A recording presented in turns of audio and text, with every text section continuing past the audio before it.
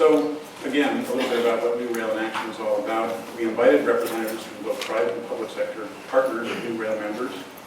We asked them to briefly discuss their interaction with NURail, and the nature of these interactions include research that affects practice, policy, and standards development, technology transfer activities, STEM education and minority community support, and of course employment of NURail graduates. Let me introduce our panel, going from your left to right. Doug Whitley with the Supply Chain Innovation Network of Chicago, Robert VanderClute, the Association of American Railroads, Brian Kernes with GIC, Nikkie Johnson with Michigan DOT, Satch Pecori with Hanson Professional Services, Michael McLaughlin with Chicago Transit Authority, and Vinny Sharma of Sharma Associates. So with that, I'm going to turn it over to Mr. Whitley and Mr. Williams. Excellent. Good afternoon. Pleasure to be here. In order to understand the relationship that we have with UIC, I have to tell you just a little bit about SYNC, the organization that I head. So we're actually younger than you are. We're less than 2 years old. The Supply Chain Innovation Network of Chicago is a private sector focused organization. We are basically at the intersection between public policy and business issues, and everything that we work on is trying to resolve real-time business issues in the transportation, distribution, and logistics sector. In the big picture, the big tent, number one, is economic development and growth, because transportation is a big part of the Chicago economy and Illinois' economy. Secondly, it's about investment in infrastructure, to be advocates for continued public investment in infrastructure needs, whether that be in the case of rail industry, for example. We are big advocates and champions for the continued investment in the CREATE project on the south side of Chicago, but any other aspect of public works. In order to accomplish that, one of the things we recognized early on was partnerships.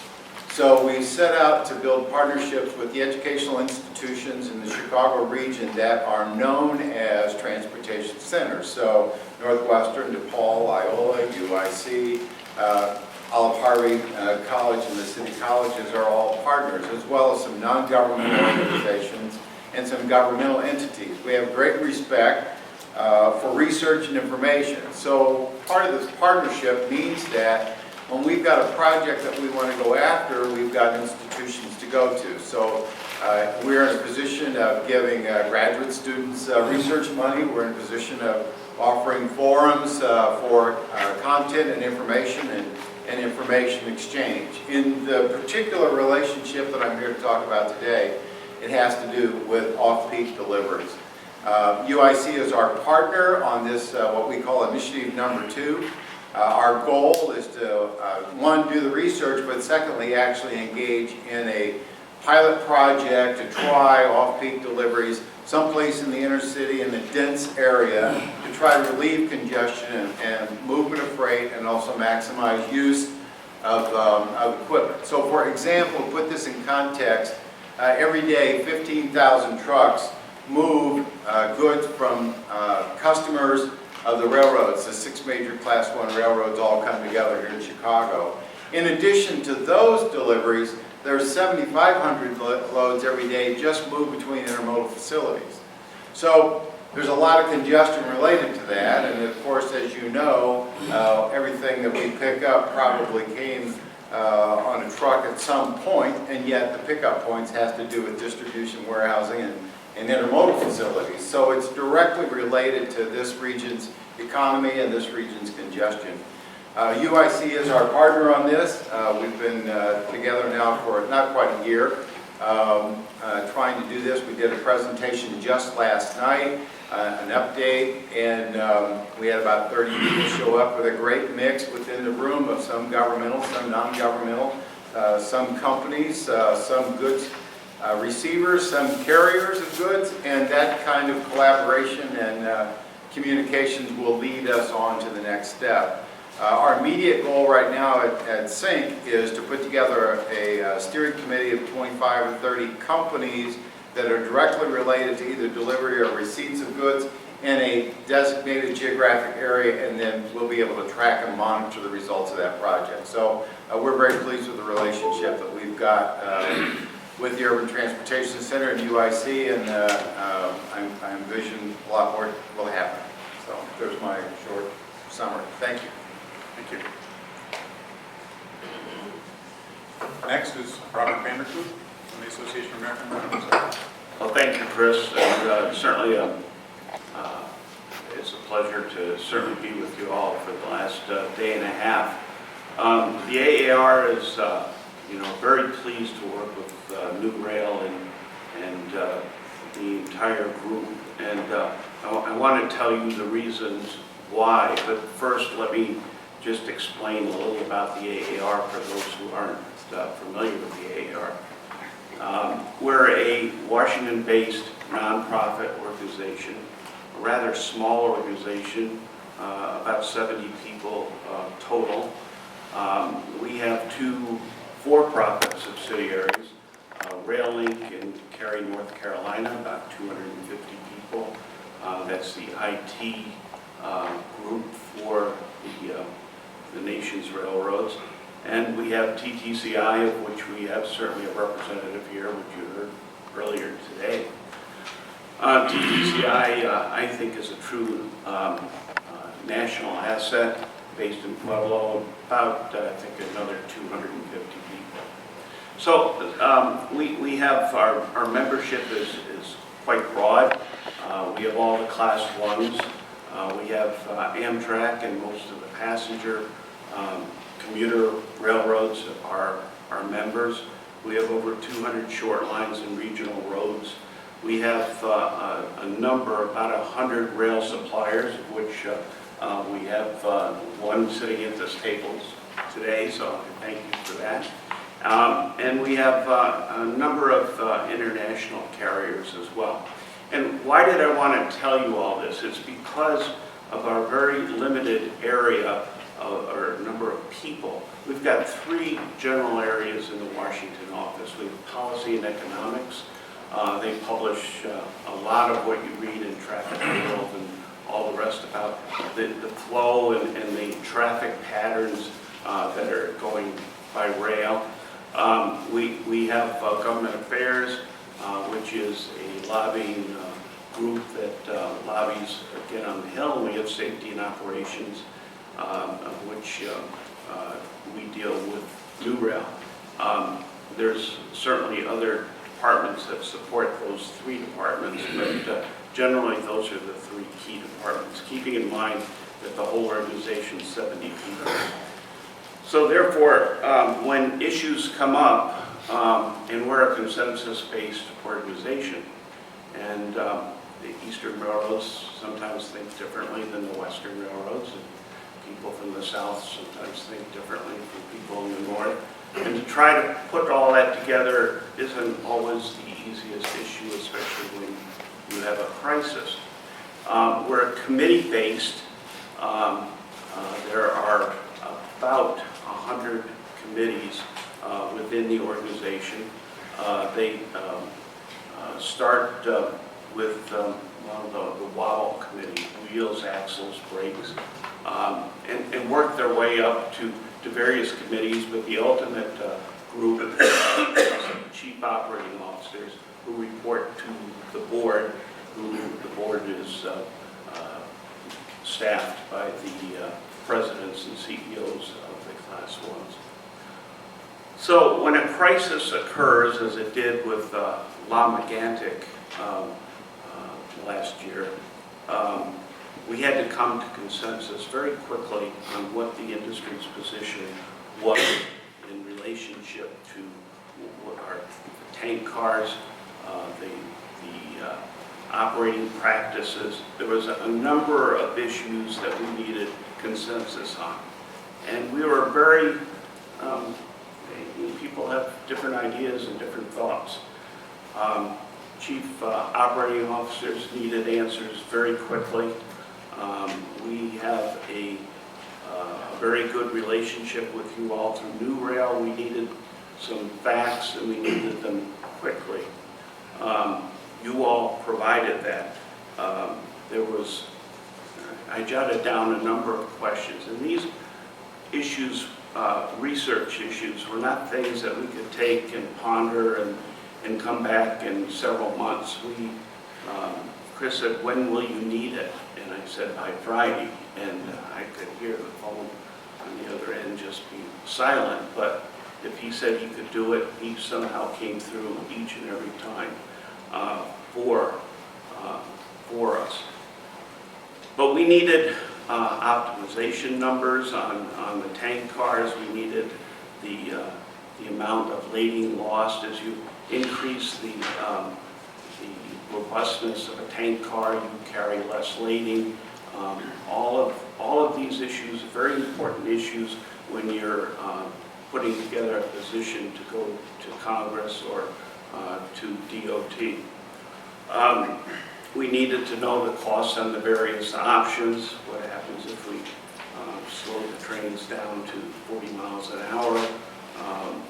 What if we put full head shields on all the tank cars? What about the thickness if we increase it 1/8 of an inch? A very sophisticated need that our chief operating officers required, and NURail came through with all the facts and figures that we required. And, you know, I was thinking, you know, this is it worked very well. And why did it work well? Well, we did have an existing relationship with the University of Illinois and other NURail carriers. So there was a certain trust already built into the issue. We didn't have to establish something that, you know, many times takes months, if not years. You all understood the issue. You all understood the criticalness of the issue and the time frame that was required. From the chief operating officer's perspective, they had full confidence in the facts and figures that you all provided. Once you provide the facts and the figures and everybody accepts that, then it's much easier to bring the group to consensus. And that's really what happened in that case. We knew that UIC and University of Illinois and NURail was unbiased. Whatever the facts were, we just wanted to know the facts. We certainly didn't want anything skewed or whatever.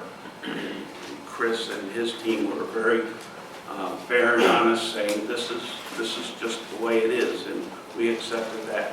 But I think the most important thing was trust with NURail and the individuals associated with it. It was extremely important to us. It was extremely important to the industry, and we have new tank car standards that came out that pretty much mirror exactly what we felt was necessary from a railroad perspective. So the industry is certainly very grateful to NURail and all of you for the information that you provided. And I can assure you it was very, very important to us, but the timeliness was critical, and you all came through for us. So with that, I appreciate it. Thank you, Chris. Thank you, Bob. Thank you, team. I have to say, we have to mention where peak stop was critical. It was not more so than. Next is Ryan Kernes from GIC.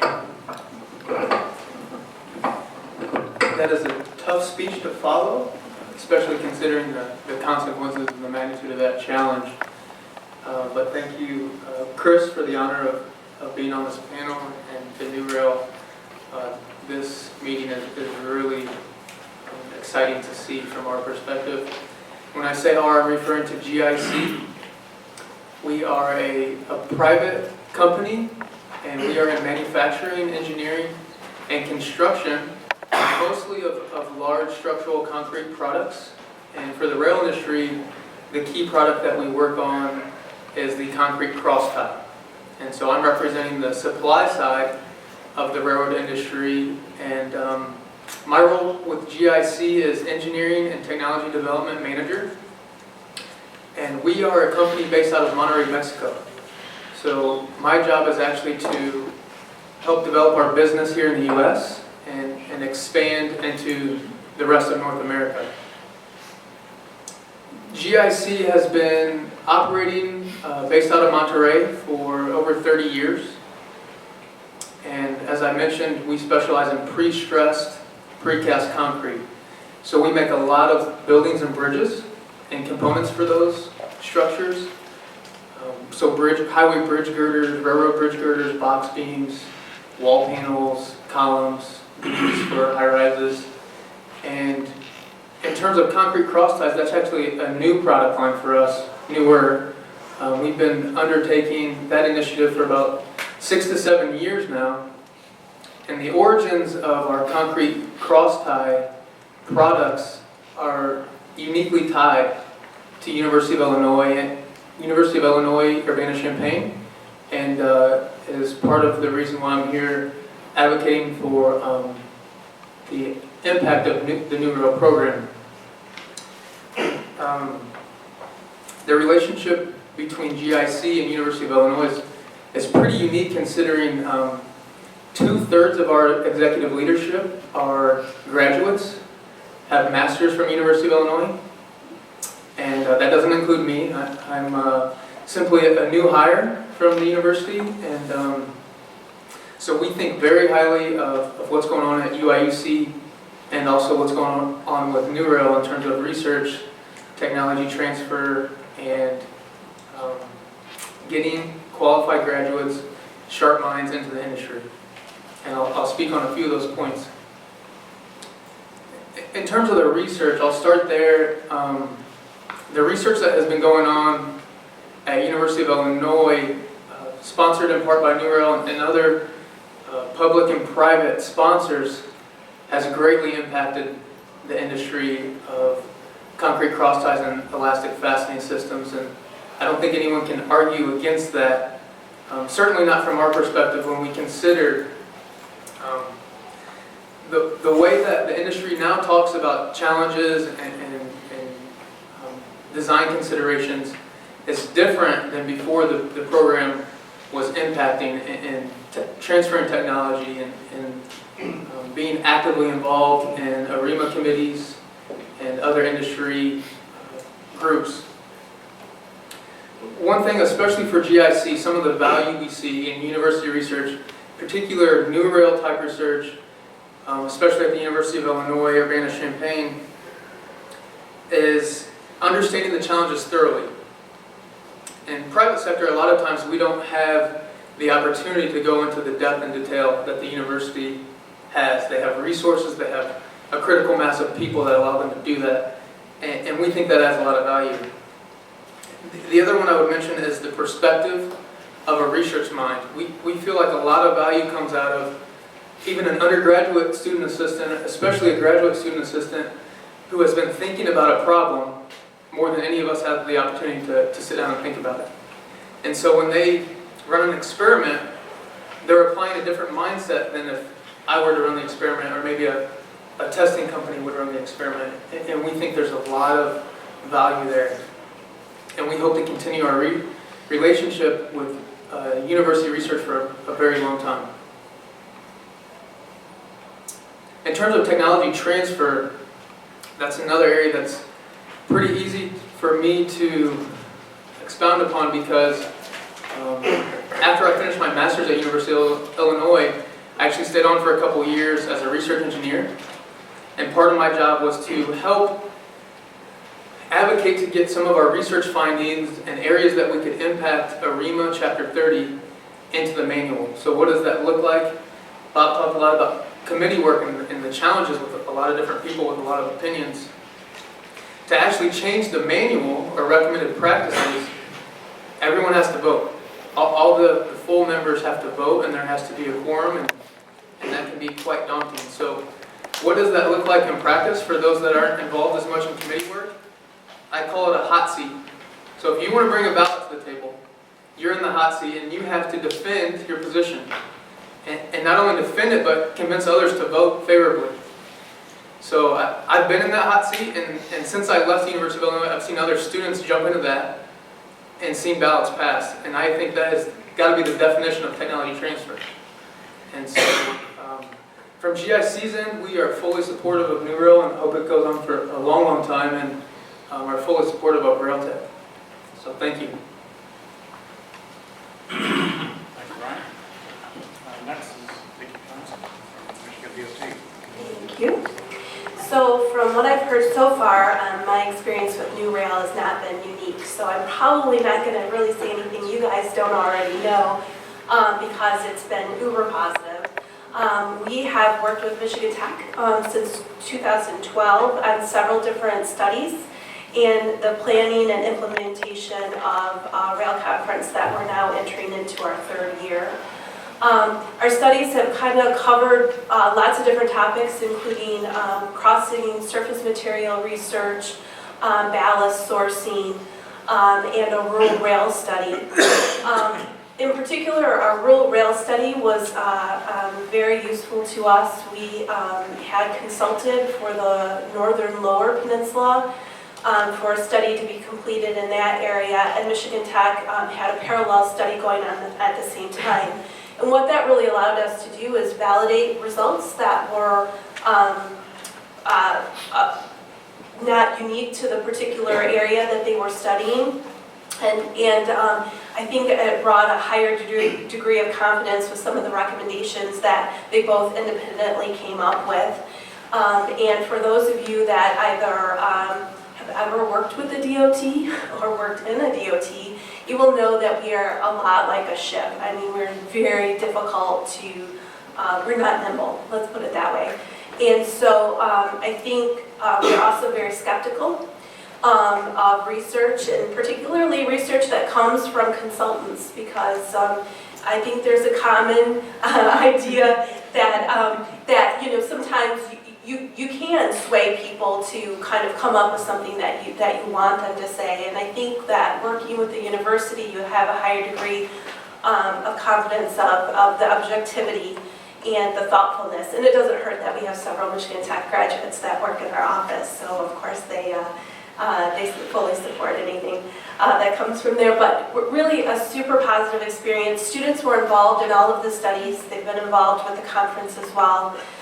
We have had some of the studies that have actually been student-led and pulled off entirely of their own. We're looking at doing another one starting in August, I think. But they've been involved throughout the board on all the studies.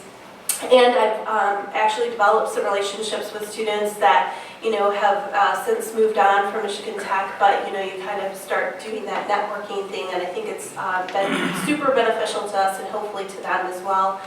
I think what has been so important beyond the results and the findings of the studies that are actually informing the ways that we do things, it's been the relationship that we've developed and the partnership that we have. In particular, our Rail Conference was developed, and it has the same goals that the NURail has.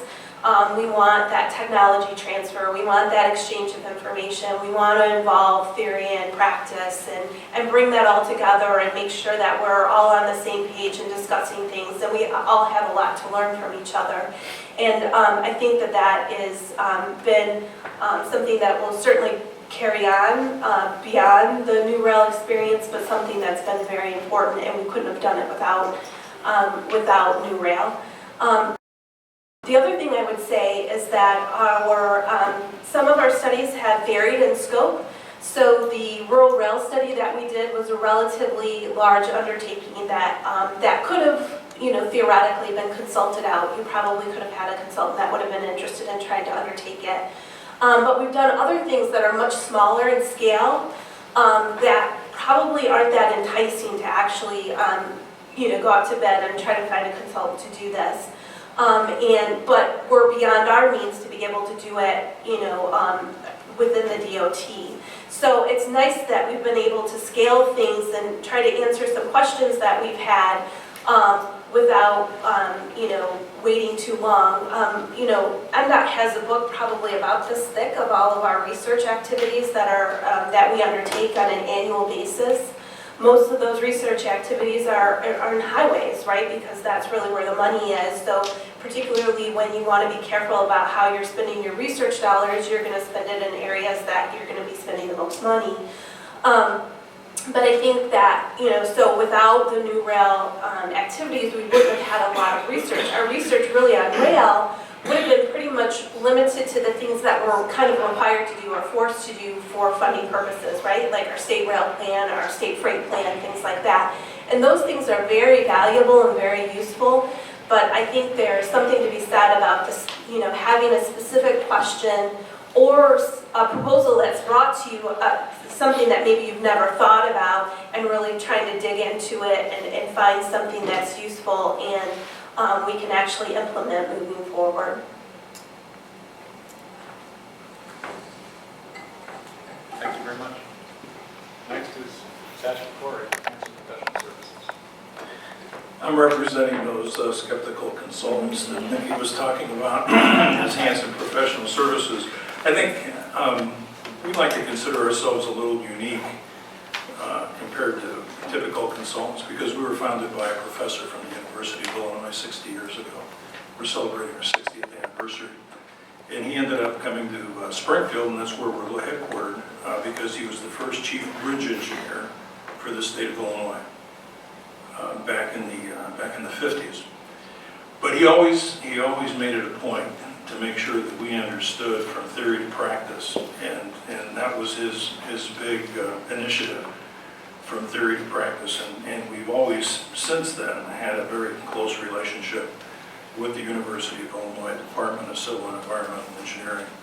In fact, we have a couple members that participate with Railtech and NURail. Matt Fletcher is here from our company out of our Pecori office. He's our chief rail engineer for the company, and he's on the advisory panel.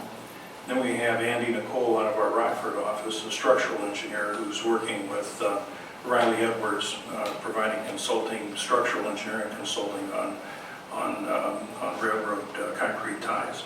So we're really into not only doing consulting work as consultants typically do for the Class 1 railroads, the FRA, a wide variety of agencies that we work for, but we're also into how to make theory into practice. And I can give you a very interesting little story, sidebar here. Matt Fletcher is the design engineer for of record for the 3,500-foot railroad bridge that was it's in a remote location in a harsh environment in northern Alaska. It's over the Tanana River. With all the expertise that we have in-house, we felt very uncomfortable with some of the scour calculations that were coming up, showing scour as deep as 50 feet for the piers.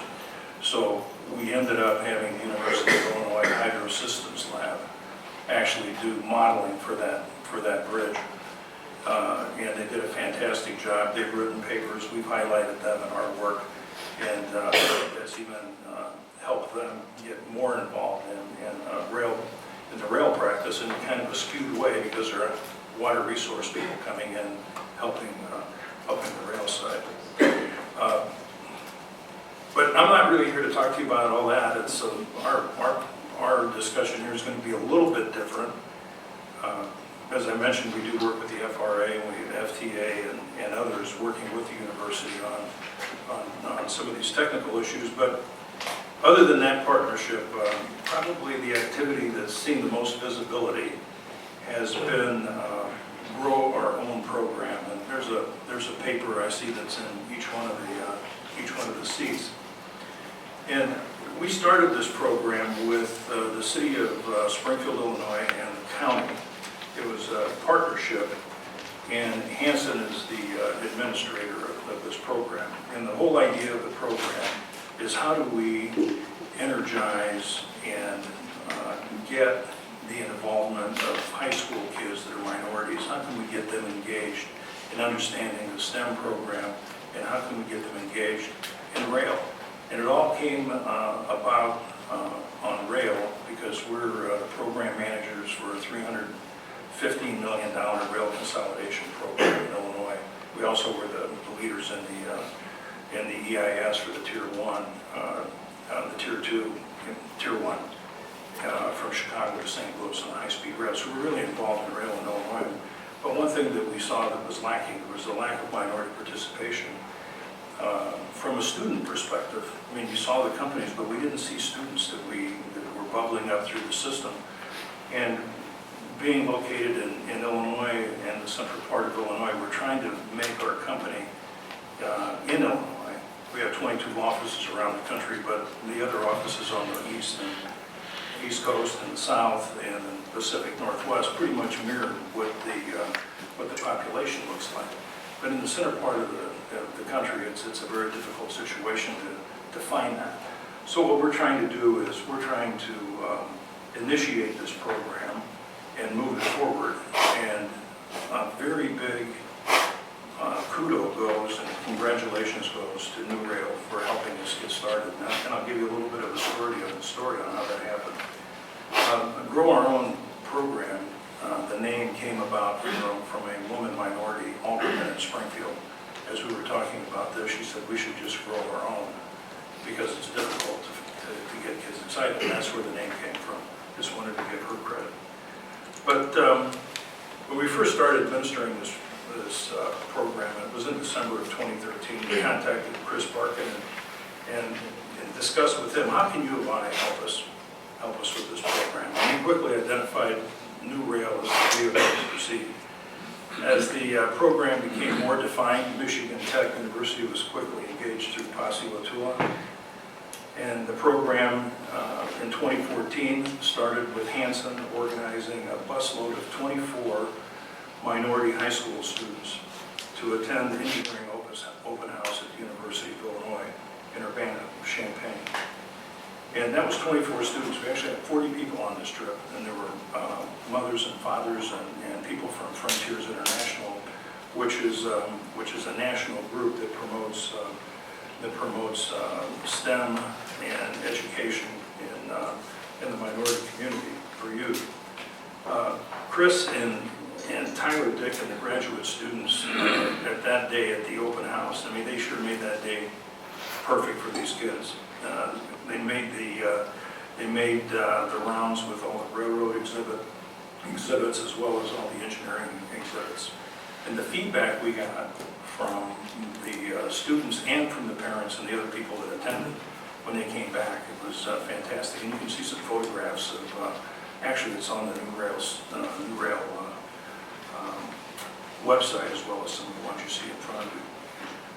Later that summer, we were able to send 2 high school minority students along with one of our minority young engineers to the Rail and Intermodal Summer Camp at Michigan Tech.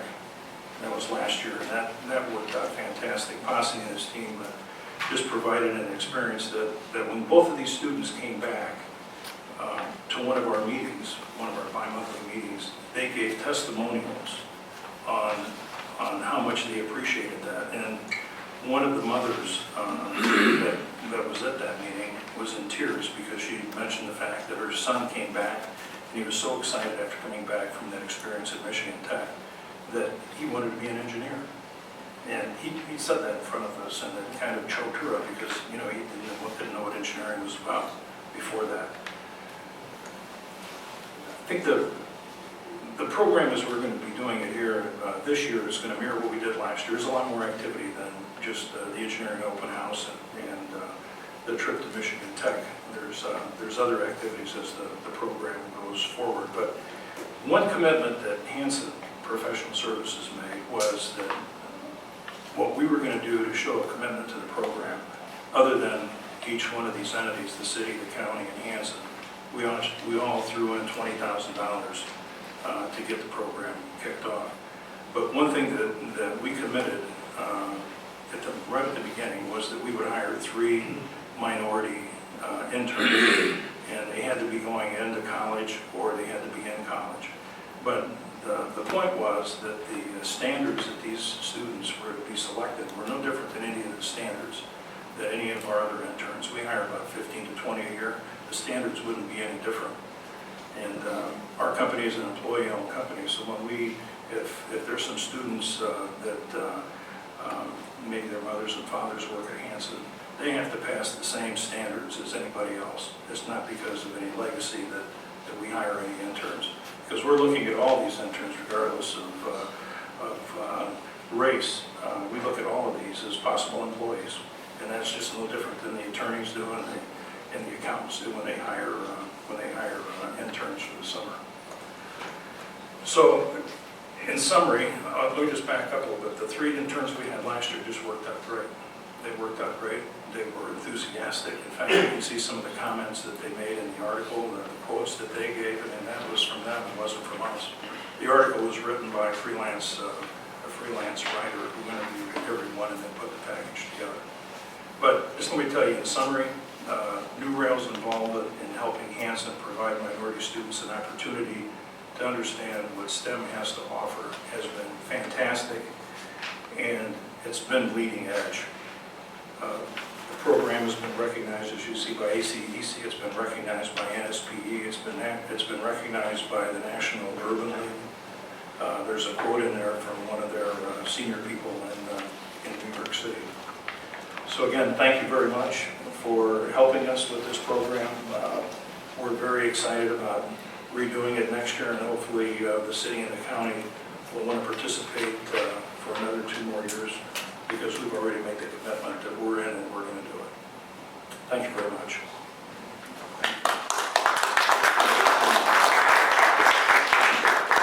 Thank you, Satch. Next up is McLaughlin, Chicago Transit Authority. Hi, let me give you a little background on the CTA for those who are from out of town. I'm going to give you a little background on me as well. The Chicago Transit Authority runs heavy rail and buses. Heavy rail, mostly subway and elevated. We're famous for our elevated lines. There's 1-2 blocks east of here, the Pink Line. And we have 1,200 rail cars, roughly 1,800 buses. We're the second largest transit agency in the country. We move, I think, 1.7 million people a day, which is obviously a lot. And I got to tell you, rail ridership's going through the roof. Bus ridership, like a lot of bus ridership around the rest of the country, is relatively stagnant. But so that segues into what I do. I am the Vice President of Planning and Federal Affairs, and I oversee our long-range rail projects. And in Chicago, that's long-range rail projects aren't what they might mean in other cities such as Austin or Phoenix or other places. We have to basically rehabilitate and repair our 100-year-old rail system. So we actually, one of the 2 big projects I have is something called the Red Purple Modernization. We basically need to tear down and rebuild the red line from Wrigley Field on up north, up through Evanston. And that project is being led by a UIC graduate. Of course, UIC is part of NURail. Well, he might say I'm leading it, I'm not. He's much smarter than I am. He's leading it because he's a UIC graduate, master's degree from UIC. We're good. I think we're not the only, it's actually called a core capacity project. We're adding more capacity. Other transit agencies around the country are looking into doing the same as well. So that's something that I think will be continuing to grow throughout the transit industry, the engineering industry, looking at ways to try to move more rail passengers through cities using the existing transit footprint. So I just want to point that out for those who are taking classes and want to go into especially passenger rail, heavy rail transit, light rail. It's not just about the easy greenfield projects. It's a lot easier. Engineers tell me to build a greenfield project than it is to actually rebuild something while you're still running service. We have 4 tracks of buses still to be running service. But speaking of greenfield projects, the other big project I'm working on is something called the Red Line Extension. Most of the CTA's rail lines run to the city limits, except for the Red Line on the south side of Chicago. It's not coincidental that the south side of Chicago has been relatively hard hit. I think we all know a lot of stats about rail transit that it props up property values, and there's a lot more economic activity near rail transit. So one thing that the Mayor Emanuel is keen on doing is extending the rail line to 130th Street, and the project manager for that is a UIC graduate as well. She raved about the transportation classes she took at UIC. I don't know if Steve taught them at all. So my suggestion to students is take transportation classes if you know you want to go into transportation. Don't just take the GIS courses, take transportation classes. One thing you'll learn is that transportation agencies around the country are in many ways very different, in some ways they're the same. We're all out of money, so we have to think outside the box. In fact, the top question on the sheet you gave us, what do you think are the greatest threats to rail transport in North America? I think there's three: money, money, and money, or lack of. But that means we have to be creative in ways that we work. And when UIC graduates come to CTA, we throw them right into the fire. And whether that be in service planning, schedule planning, or what I do, strategic planning, it's a very fast-paced environment. You use a lot of data to back up arguments and so on and so forth. But not only are you running data, but you're also working with our media relations people.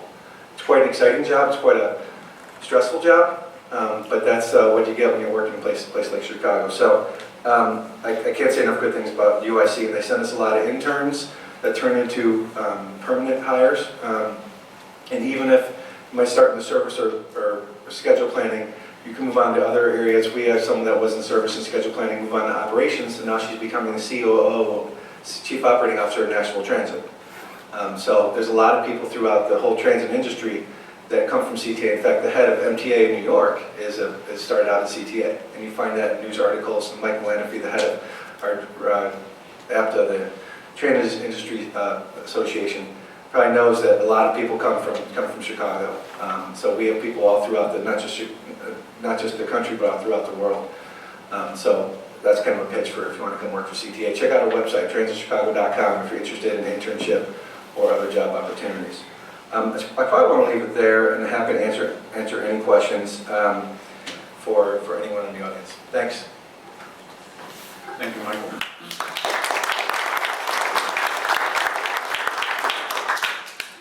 And last but by no means least is Vinny Sharma with Sharma Associates. Hi. Pardon my allergies today, but Chris, thank you for inviting us. And Dr. Shabana, I've known these people for quite a while. I have known Chris for more than 25 years. We used to work in the same Association of American Railroads. Sharma Associates is a small engineering consulting company. 100% of our work is rail transportation. We do not do anything else other than rail transportation or things related to it. We have two basic portions to our business. One is looking at railway bridges, and we are excited or considered experts in looking at old railway bridges. As we speak today, we are inspecting and analyzing some bridges that were designed in 1894, built in early 1900s. So we look at them, determine if they're adequate for today's loads. Remember those days, the freight cars used to be only 30-ton freight cars. Today, the freight cars are 110-ton or more in some cases. So that's one of our expertise, is to be able to look at things that are older and see if we can save them, and if portions of the bridge needs to be strengthened, we could do that. So our aim is not to tell the customer, well, this is an old bridge, just get rid of it, put a new one in. And that's, I guess, an answer also. But we try to look at the other way. Well, it is old, but is it still good? In many cases, we are finding these bridges were built, maybe at that time the standards were not fully set. And some of the bridges, many bridges were built by steel companies. So they were putting their steel into these bridges. Many steel bridge companies were steel manufacturers. So they were not afraid to put a lot of steel in the bridge. As it turns out, that's good for the industry today. Besides that, our small company, we are generally oriented more for research and sort of slightly challenging type projects.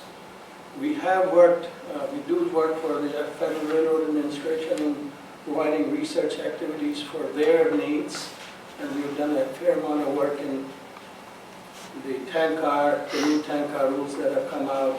We have helped the federal agencies in determining or providing their needs to come up with proper rules that are now being introduced in the country. We also have customers large companies, first class 1 railroads, and largest oil companies and other large companies who come to us for their specialty projects, not run-of-the-mill type work. We have and had customers away from the U.S. in Canada, Mexico, Australia, India, Germany, Chile. So we do get around. For a small company of 25 people, I think we do very well. We have 4 PhDs, 12 master's people, and other people who are fresh and young engineers. So we have a good mix of people, which we are sort of proud of. And we also encourage hiring. We are minority owned, but of the last 7 or 8 hires, three hires were women engineers. So I especially like to, encourage that. And it hasn't kept me from not hiring women because they don't have the experience, or in one case we have hired a person who was an engineer but hadn't done any engineering for the last 7 or 8 years. But we said, we'll train you, you come on in, and it's worked out very well actually. So to all who are present, I'd like to emphasize that in our hiring practices, at least for a small company, we have the ability to keep our minds wide open.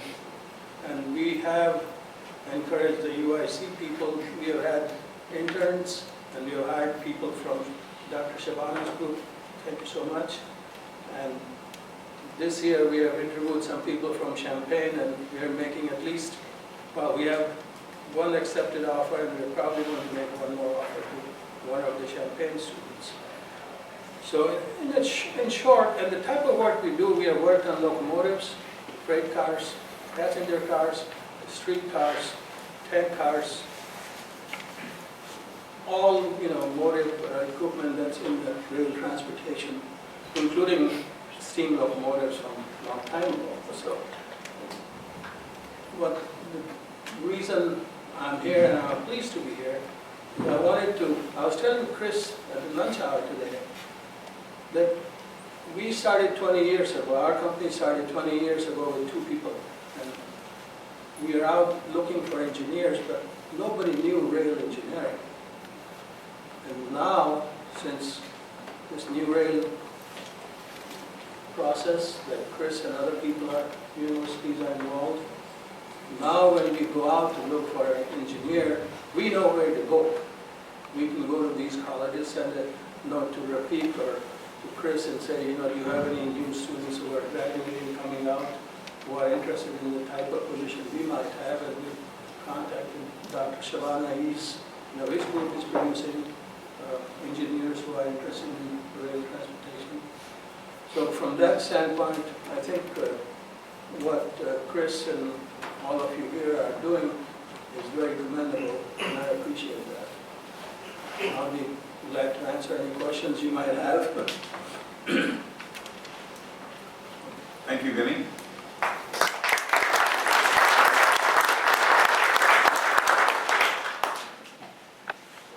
So indeed, we do have a few minutes left for questions. And one thing I want to be very clear about, you probably noticed a tendency for a lot of the speakers to be connected with either the Urbana campus of the University of Illinois or Chicago.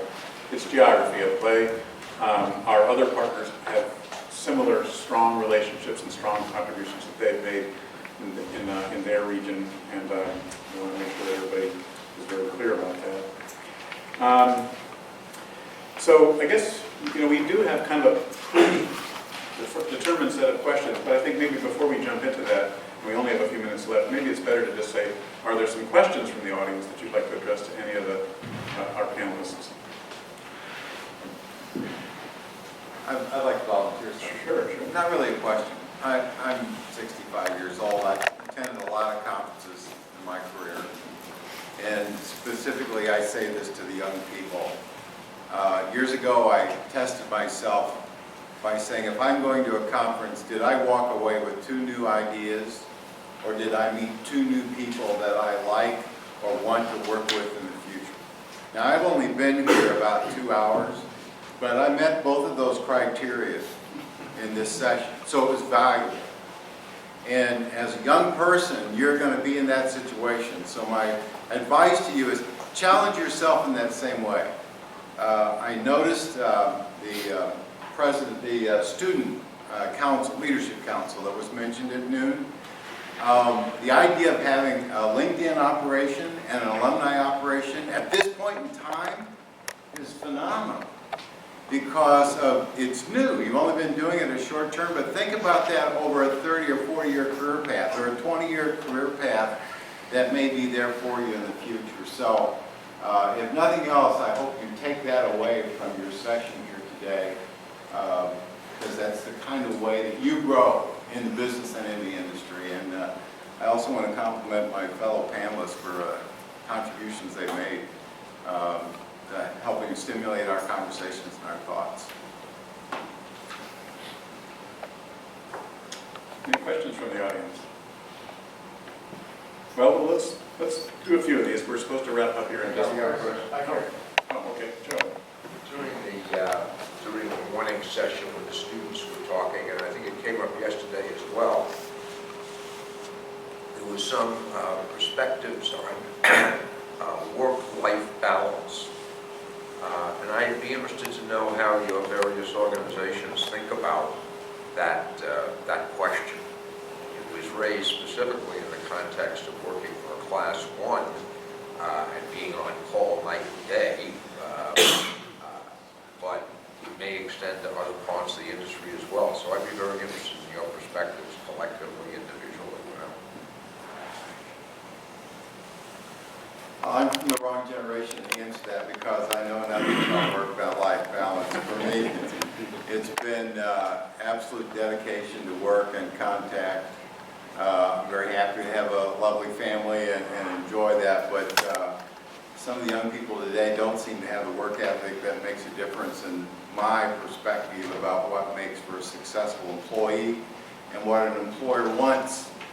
We want somebody that'll show up on time, somebody that's dedicated, that wants to do good work, wants to be recognized for good work, but taking Monday and Friday off doesn't necessarily fit that category. If you want to be successful, you demonstrate knowledge and commitment, and not only commitment to yourself, but your fellow employees and the organization that you're working for. So maybe somebody else has got a different perspective, but that's the way I grew up. Happy to jump in. I touched on this slightly earlier. In a place like Chicago Transit Authority, when you run service 24 hours a day, it can be tough. Sometimes you think you have a vacation or a break, and then you get a question because something happened in the field, or something happened with a federal grant, or something happened, and you have to try to balance it.